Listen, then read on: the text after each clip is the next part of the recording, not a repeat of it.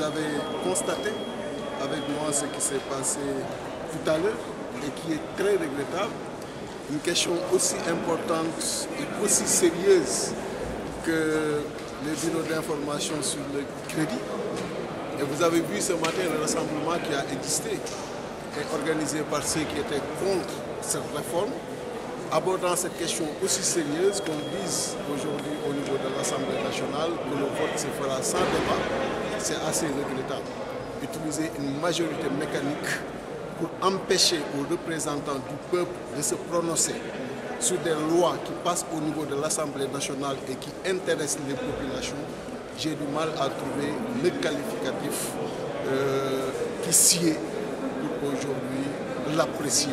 Mais il faudrait vraiment dire que ce qu'on a constaté, la chose à laquelle nous avons assisté ce matin dans cet hémicycle est assez regrettable. Il n'évalue pas l'ampleur de la situation, mais il ne mesure pas leur rôle et leur responsabilité quant à la prise en charge des questions fondamentales et essentielles qui touchent nos compatriotes et qui les ont amenés ce matin à se mobiliser devant l'hémicycle. Parce que pour cette question précise, il s'agit d'abord de la protection des données personnelles. Et voir très sincèrement cette majorité être utilisée pour en plus empêcher à des représentants du peuple de se prononcer, c'est ahurissant. C'est vraiment regrettable et je n'ai pas voulu rester jusqu'à la fin parce qu'en vérité, je n'ai pas de temps à perdre. J'ai beaucoup d'autres choses qui m'attendent et je vais m'occuper de ces choses-là que de rester là à véritablement subir le dictat de la majorité qui, à la limite même, je dois dire, a perdu le nom. Parce que je ne peux pas comprendre qu'on nous impose. Et je l'ai dit tout à l'heure, que cette question soit abordée avec beaucoup de sérénité. Parce qu'il s'agit d'abord de la protection des données personnelles.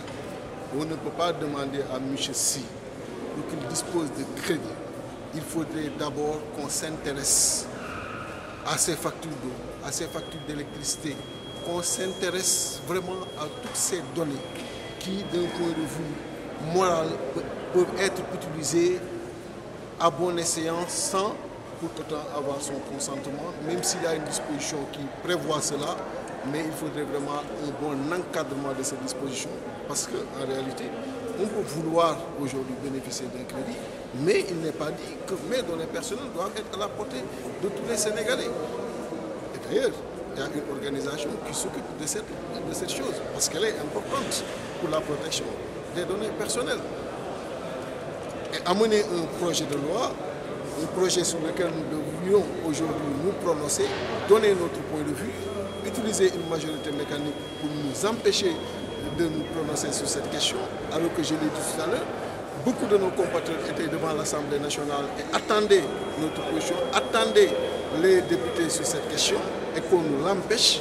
Moi, je ne trouve pas le qualificatif nécessaire et qui sied vraiment à cette situation. Si vous en avez un, donnez-le. Cette loi aujourd'hui a touché pas mal de domaines et je me suis intéressé sur vraiment les droits d'assises, sur les sociétés qui font la fabrication de jus.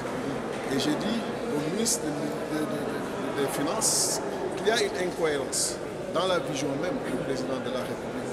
Parce que dès qu'il est arrivé, il a parlé de la réduction des denrées de première nécessité de façon spécifique et la réduction des denrées de façon générale.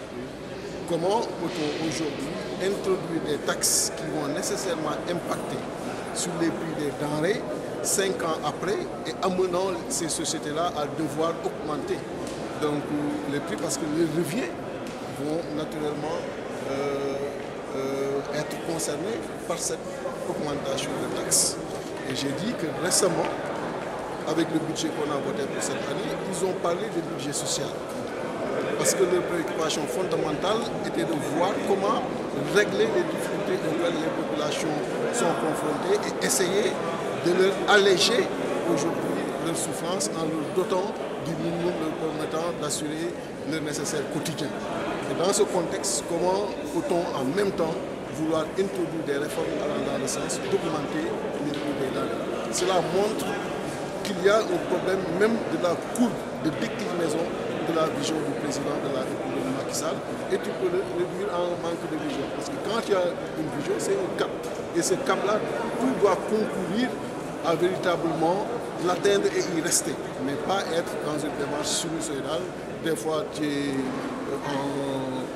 au-dessus de la pente, par moment, tu es en dessous. Et c'est ça qui est assez regrettable et que j'ai tenu à l'exprimer de façon très claire.